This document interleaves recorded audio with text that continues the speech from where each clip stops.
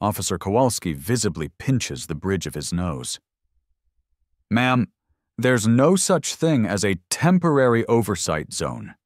You're parked partially in a clearly marked bus stop. And this is about getting children to school. Specifically." He lowers his voice again, glancing pointedly towards my porch. "Children who have documented needs for routine and timely transportation." "He's exaggerating, officer!" Brenda snaps, tossing her head. "They just need stricter discipline. A little delay won't hurt them. Builds resilience."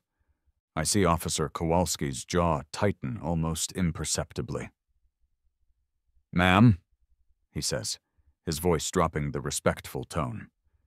"Are you going to move your vehicle voluntarily, or am I going to have to issue a citation for obstructing traffic and potentially interfering with school transportation?" The flashing yellow lights strobe across my vision, reflecting off the already too bright morning sun. It's 7:45 a.m. The air smells like cut grass and impending doom. My school bus, our school bus, sits idling in the street, a big, beautiful symbol of routine and escape that's currently going nowhere. Because Brenda happened. Brenda, HOA chair of the Architectural Review Committee, resident scourge, and self-appointed guardian of Sycamore Lane's utterly bland aesthetic stands, planted firmly on the asphalt, arms crossed, her visor casting a strategic shadow over eyes I imagine are narrowed in righteous fury. Her meticulously polished white SUV is parked just so, its rear bumper nudging defiantly into the painted white lines of the designated bus stop zone. Her lines, probably. She probably petitioned the county for the paint, specified the exact shade of white, and now measures its compliance daily with a laser level. I'm halfway down my driveway, frozen mid-stride. It's like watching a nature documentary about a particularly smug garden gnome confronting a bewildered bison. Except the bison is yellow and filled with school children, and the gnome thinks laminated bylaws make her invincible. And the real victims, my sons, Alex and Ben, are standing in the open front doorway behind me, their small bodies radiating stress like tiny, overloaded power stations. And as I explained to the driver, Brenda's voice cuts through the bus engine's low rumble, pitched perfectly to carry to the rapidly twitching curtains of the surrounding houses. Section 12, subsection F, clearly prohibits prolonged stationary idling of commercial vehicles within 30 feet of decorative mailbox installations. It disturbs the neighborhood's tranquility. The bus driver, a weary-looking man named Sal, who usually has a kind word for the boys, leans out his window. His face is flushed. "Ma'am, come on. This is the official stop. I've got a schedule. I gotta pick up these kids." "Brenda." I finally find my voice, taking a few steps closer. "What the hell are you doing? Move your car. Alex and Ben need to get on that bus." She turns her gaze towards me, slow and deliberate, as if noticing an annoying insect. "David, good morning. Please moderate your tone. And as I was saying, routine does not supersede regulation." I glance back at the doorway. Alex, my beautiful, logical Alex, is starting to rock, his small hands clamped tightly over his ears. The idling engine, the flashing lights, Brenda's sharp voice. It's a sensory cocktail hitting him all at once.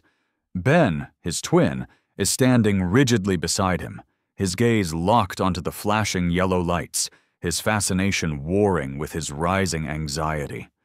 I can almost hear the internal gears grinding as he tries to process this violation of the morning ritual. "They need their routine, Brenda!" I plead, keeping my voice as even as I can, though I want to scream. "You know this. The bus stop, the ride, getting to school, it matters." And frankly, she continues, completely ignoring my words, dismissing my son's needs as if they were less important than the placement of her prize-winning petunias. The sheer yellowness of this vehicle is visually disruptive to the neighborhood's C and R-approved color palette. It's unnecessarily ostentatious. An eyesore. My brain stalls for a second. Brenda, it's a school bus. It's legally required to be yellow. You can't complain about the color of a school bus. I can, she sniffs, adjusting her visor with an air of profound authority.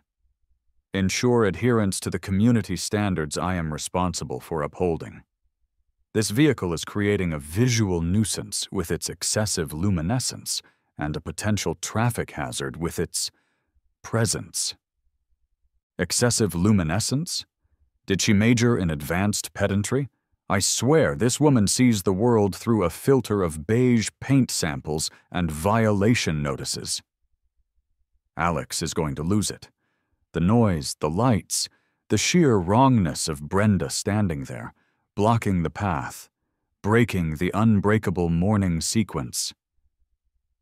This is meltdown territory. Ben isn't far behind. His humming is starting, that low thrum that means he's trying desperately to regulate himself against the rising tide of chaos. "Bus! Loud!" Alex whispers, his voice tight, rocking faster now. "Stop! Wrong! Not right place!" He presses his hands harder against his ears, squeezing his eyes shut. Ben's humming gets louder, his eyes still fixed on the flashing lights. Flashing. Yellow. Flash. Flash. Car wrong. Flash. I hurry back to the porch, kneeling beside them, trying to project a calm I absolutely do not feel. "Hey guys, deep breaths. Remember our breathing? In through the nose, out through the mouth." I try to model it. My own breath hitches. "The bus is just waiting a little bit today. A tiny change, no big deal." It is a big deal, a huge deal. I remember the therapist explaining it patiently, drawing diagrams. For Alex and Ben, routine isn't just a preference. It's the scaffolding that holds their world together. Predictability is safety. Unexpected changes, especially ones involving sensory triggers like flashing lights and loud noises and conflict, aren't just inconvenient. They feel like an earthquake. Pulling this thread, this simple act of getting on the bus at the right time in the right place, risks unraveling their entire day, maybe their whole week. I flash back to the last major meltdown, triggered by a canceled library trip, the hours of inconsolable distress, the exhaustion that followed for all of us, the crushing feeling of helplessness. I stand up, walk back towards Brenda, my hands clenched at my sides. I lower my voice, trying one last time for reason, for empathy. "Brenda, please, just move the car. 5 feet. That's all it takes. Please, this isn't just me being annoyed. This is actively harmful to my children. You know they have autism. You've seen their IEP forms when I submitted them for the community pool pass. You know routine is critical for them." She actually scoffs. A small, sharp sound of derision. "Don't try to use your children's condition?" She says the word like it tastes bad. "As an excuse to disregard the rules, David. Everyone has to follow the rules. It builds character." Character? Oh, I am feeling some character building right now. The kind that involves wanting to pick up her stupid SUV and throw it into the next zip code. I take another deep, deliberate breath. The rage a hot knot in my stomach. I force it down. For Alex. For Ben. Sal, the bus driver, tries again, leaning on his horn. Just a short, frustrated beep, but it makes Alex cry out and clap his hands right back over his ears. "Ma'am, seriously. Last chance. Move the vehicle, or I gotta call dispatch and report this." Brenda stands firm, a smug little smile playing on her lips. She gestures dismissively towards the bus. "Report away. The HOA covenants supersede school district convenience." Okay. Negotiation has failed. Empathy is clearly not in her vocabulary. Time for reinforcements, however inadequate they might be. I pull out my phone, my fingers shaking slightly. Yes, hello, Chestnut Grove Elementary. This is Dave Davison, Alex and Ben's father. Yes, I need to speak to the transportation supervisor immediately. Yes, it's an emergency. Our bus, Route 12, is being physically blocked at the stop on Sycamore Lane. Yes, blocked. By an HOA member. She's parked her car in the stop and refuses to move. Yes, my sons are still waiting. Yes, they have IEPs. This disruption is significant. The person on the other end puts me on hold. The hold music is a tinny, infuriatingly cheerful rendition of some pop song. I lower the phone slightly, catching Brenda's eye. School district's calling you any second now, Brenda, I say, loud enough for her to hear. Maybe they can explain the operational necessity of excessive luminescence better than I can. She actually smirks. Let them try. Their policies don't govern our private community roads. The hold music chirps on. Alex is starting to whimper now, rocking hard. Ben's humming has escalated into a high-pitched, distressed keen. This is bad. This is really bad. She's actually insane. The person at the school comes back on, promises to have the supervisor, Mr. Henderson, call Brenda and the bus depot immediately. I hang up, feeling a surge of hopelessness. That won't make her move. Plan C. I dial again. Yes, hello? Police non-emergency line? My name is Dave Davison. I need to report a vehicle obstructing a designated school bus stop and preventing student pickup. Yes, Sycamore Lane. The driver is refusing to move and is blocking the bus. Her name? Brenda McLaughlin. Yes, she's also the HOA committee chair, apparently. I give the dispatcher the details, my voice tight with forced calm. They promise to send a unit, but warn it might take some time depending on priority calls. Time. The one thing we don't have. It feels like an eternity, but it's probably only 15 or 20 minutes later when the police cruiser finally rolls up. The flashing blue and red lights briefly join the flashing yellow of the bus, creating a chaotic disco effect on the street that makes Alex bury his face in my legs. Officer Kowalski climbs out. He looks older than I remember from the neighborhood block party last summer, and infinitely more tired. He surveys the scene. The idling bus. Brenda standing guard by her SUV like a dragon guarding slightly too green lawn. Me trying to comfort two increasingly distressed children on the porch, with an air of profound resignation. He's seen this movie before, just with different actors and slightly different props. He talks to Brenda first.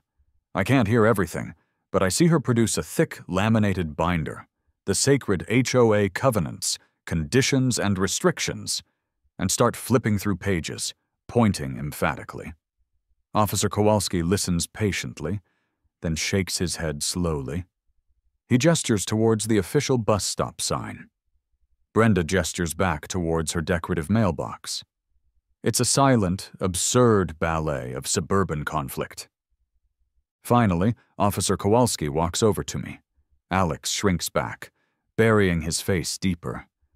Ben watches the officer's shiny badge, his humming momentarily subsiding into rapt attention. Mr. Davison? Kowalski's voice is low, calm. Can you tell me what's going on? I explain the situation again.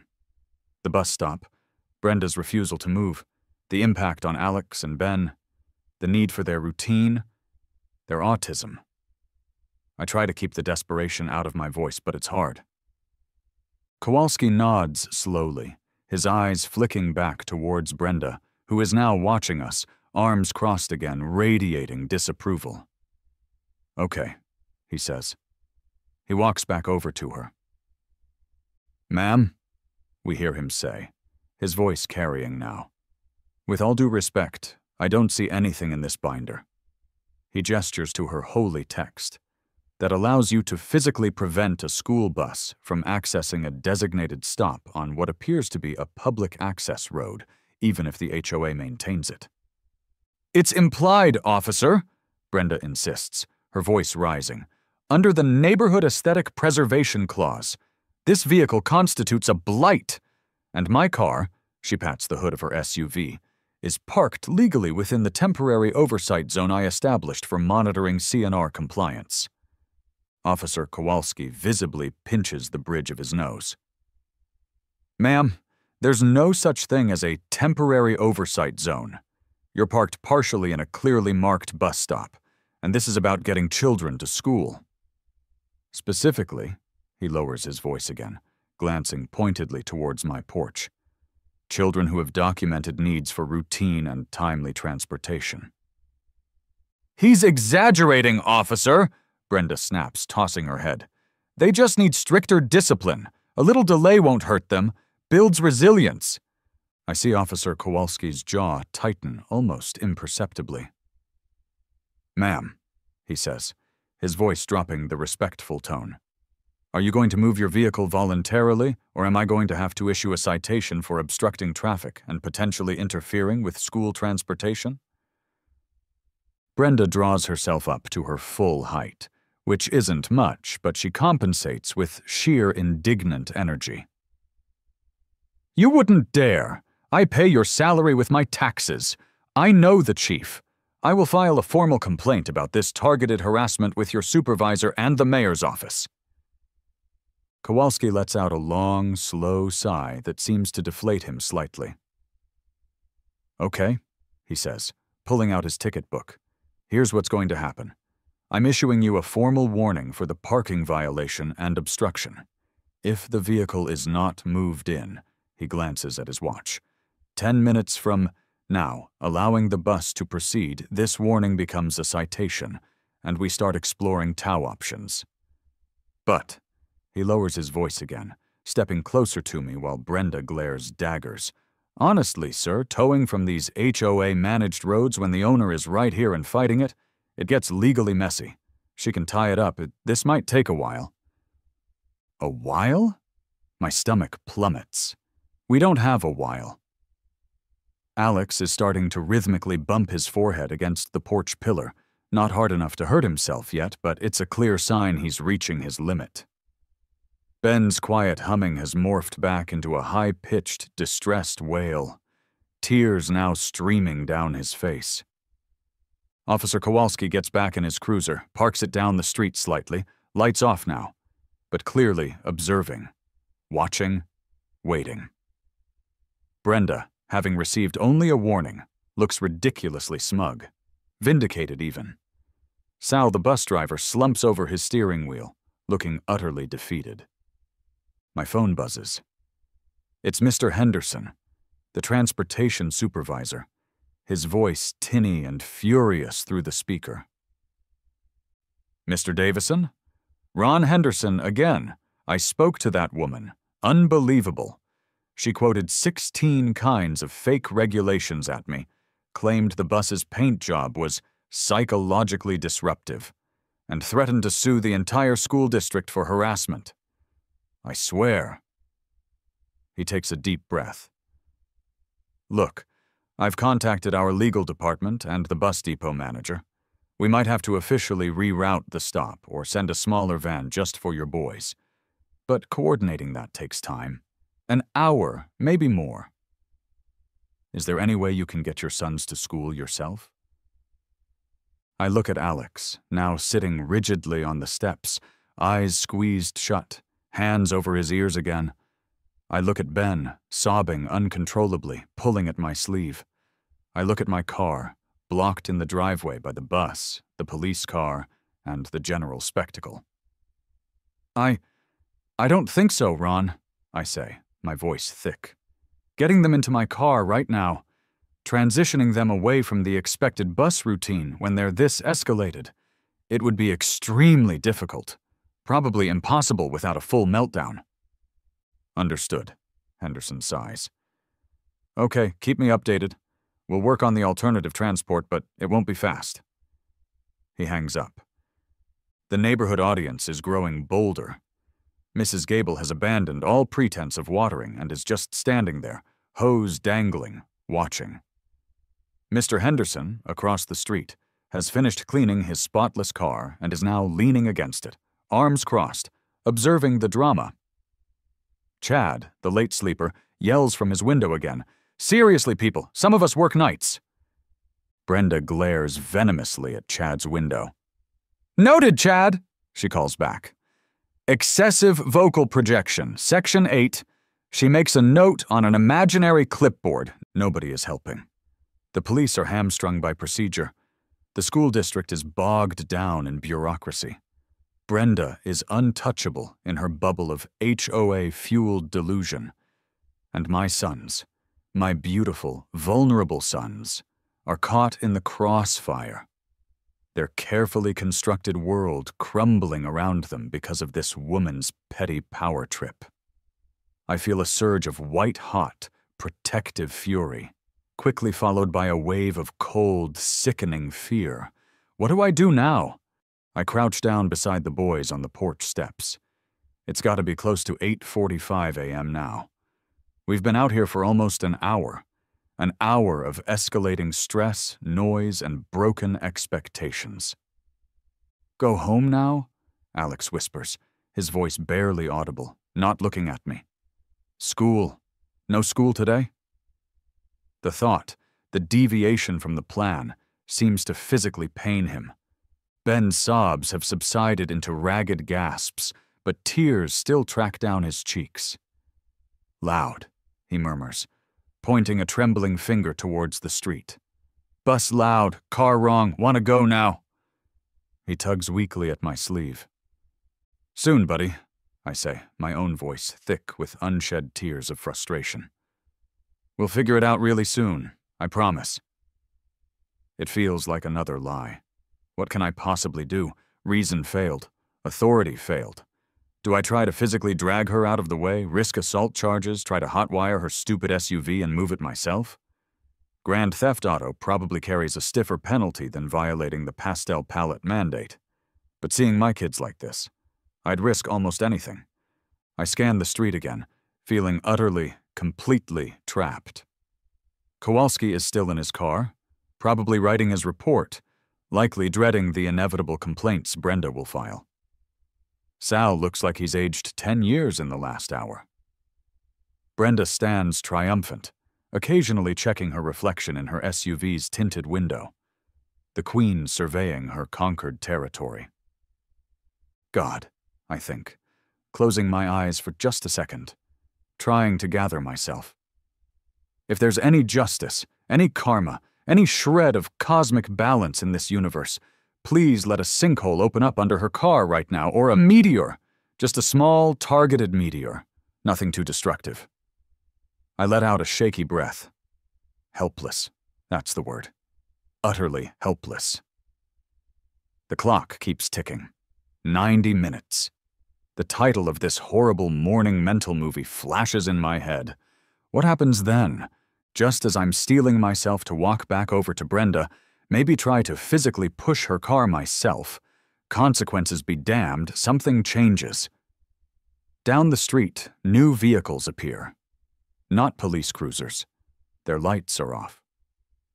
Dark sedans, nondescript but official-looking, moving with a quiet purpose. Behind them, a large tow truck, bigger and more industrial-looking than the standard police tow, turns onto Sycamore Lane. They pull up smoothly, professionally, directly behind Brenda's illegally parked, smugly defiant SUV. Officer Kowalski sits up straighter in his seat, radio already in hand, looking surprised. Sal, the bus driver, cranes his neck, his expression shifting from despair to curiosity. Neighbors murmur, pointing. Brenda watches them approach, initially with annoyance, probably assuming it's more backup for Sal, more people for her to lecture about bylaws. What is this now? I think, my heart suddenly pounding with a different kind of adrenaline. Repo guys? Did she default on her car payments? No, these guys look federal. This feels different. This feels significant. Two men get out of the lead sedan. They wear dark jackets over polo shirts, and even from my driveway I can see the words U.S. Marshal printed clearly on the back. They move with an unhurried efficiency, their eyes scanning the scene but seemingly uninterested in the school bus, the police car, or the neighborhood drama. They walk directly towards Brenda. "Ma'am," the first marshal says, his voice calm, firm, cutting through the morning air. "Are you Brenda McLaughlin?" Brenda puffs up, ready for another fight. "I am, and who might you be? If this is about this ridiculous bus situation, I've already spoken to the local police, and I assure you, the HOA regulations are very clear." "Yeah. We're not here about the bus, ma'am," the marshal interrupts smoothly, his tone leaving no room for argument.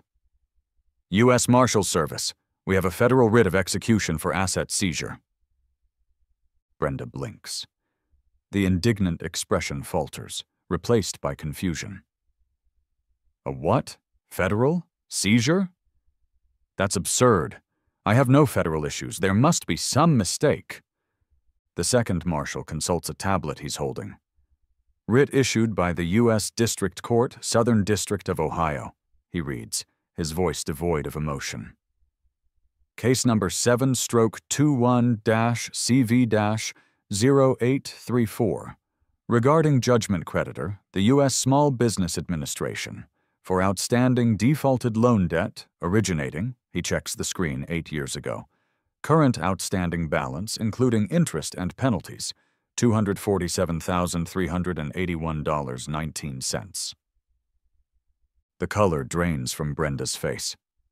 Utterly. She looks like she's seen a ghost. The smugness, the HOA-fueled arrogance, it all evaporates in an instant, replaced by raw, naked panic. "SBA? That loan? That was for my husband's failed catering business. It went bankrupt years ago. We were appealing the judgment. My lawyer was handling it. The final appeal was denied by the 6th Circuit Court of Appeals 6 months ago, ma'am," the first marshal states flatly. "The judgment is final and enforceable. We're executing the writ today. The vehicle," he gestures curtly towards her gleaming white SUV, "a 2024 Lexus RX, VN, ending in 83JL, is specifically listed as an asset for seizure against the outstanding debt." Holy crap. My jaw might actually be on the pavement. SBA loan? Federal court judgment? $250,000? This isn't about mailbox placement or the psychological impact of yellow paint. This is real trouble. Federal trouble. The kind that doesn't care about HOA bylaws. The timing, the sheer, beautiful, unexpected, cosmic timing of it. I almost choke, trying desperately not to laugh out loud. Officer Kowalski climbs out of his cruiser again, walking closer, looking fascinated but keeping a respectful distance from the federal officers. The tow truck driver, clearly briefed, backs his rig expertly into position behind the Lexus. Brenda snaps out of her shock, galvanized by the sight of the tow hook. "You can't take my car!" she screeches, her voice cracking. "This is harassment. It's illegal. I know my rights. I'll sue you. I'll sue everyone. This is all his fault." She points a trembling finger wildly in my direction. The first marshal doesn't even glance at me. He speaks calmly to the tow truck driver. "Proceed." Then he addresses Brenda, his voice still level but now carrying an edge of steel. "Ma'am, interfering with the execution of a federal court order is a felony offense. Please step back onto the sidewalk. Now?" Brenda continues to argue, her voice escalating into near hysterics. She might even try to physically place herself between the tow truck and her SUV, but the second marshal takes her firmly but gently by the arm and escorts her, sputtering and protesting, to the sidewalk. With practiced efficiency, the tow truck driver hooks up the Lexus. The sounds, the clank of the hook, the whir of the winch, the solid thud as the car's front wheels lift off the ground, seem unnaturally loud in the suddenly quiet street. Neighbors are no longer pretending not to watch. They are openly gaping, phones held high, recording the downfall of the HOA queen. Chad from across the street is visibly grinning now. Mr. Henderson looks utterly bewildered. Mrs. Gable has dropped her hose. I stand there, mesmerized by the spectacle. I glance back at my sons. Alex has stopped bumping his head and is watching the tow truck, his usual anxiety replaced by intense focus. Ben has stopped crying altogether, his tear-streaked face rapt, pointing. "Truck," he whispers, fascinated. "Truck take car?" "Yeah, buddy," I think, a wave of giddy relief washing over me. Truck take car. Unexpected heavy machinery therapy. Who knew?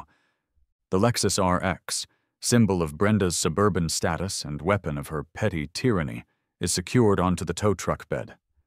Brenda stands on the sidewalk, watching it go, her face a mask of disbelief and impotent rage. She looks small, deflated. Her perfect athleisure wear suddenly looks out of place, rumpled. The tow truck driver gives a thumbs up to the Marshals. He pulls away, taking Brenda's car, and Brenda's power with him.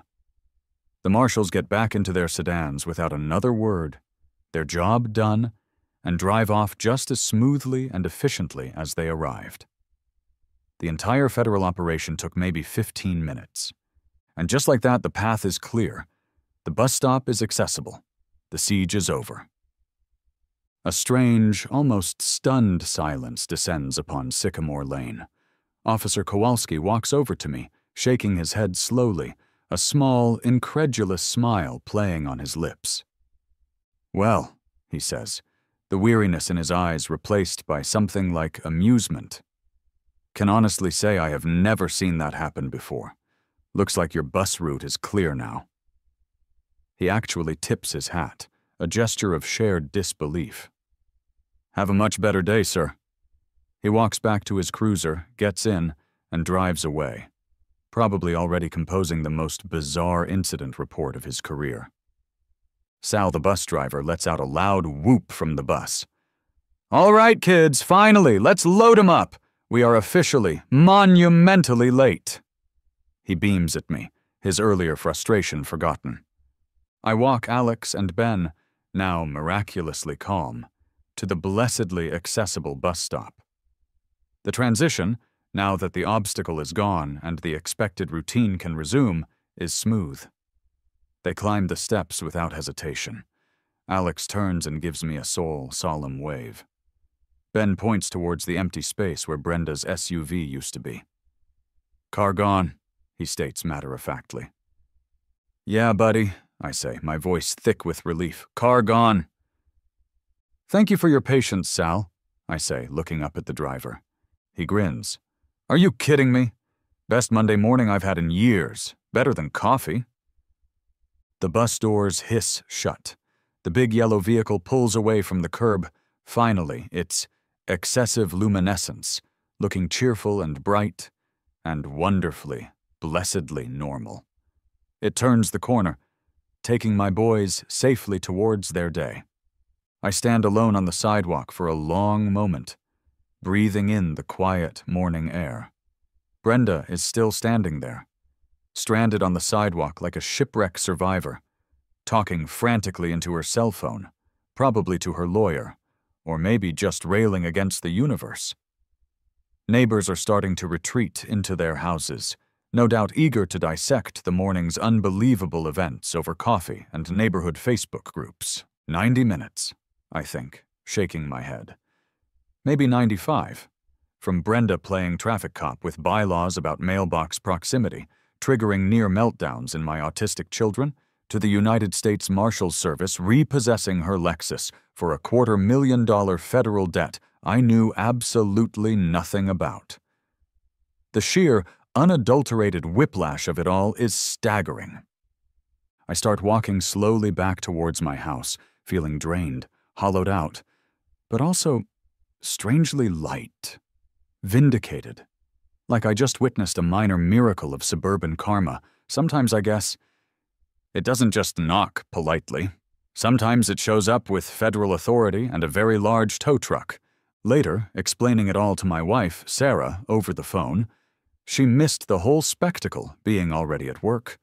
Her stunned silence, followed by helpless laughter, is almost as satisfying as seeing the tow truck drive away. I look out the front window. Brenda is gone now. Her usual parking spot, slightly encroaching on the sidewalk, sits beautifully, gloriously empty. Mrs. Gable is cautiously resuming her watering, occasionally glancing towards Brenda's house like she expects it to explode.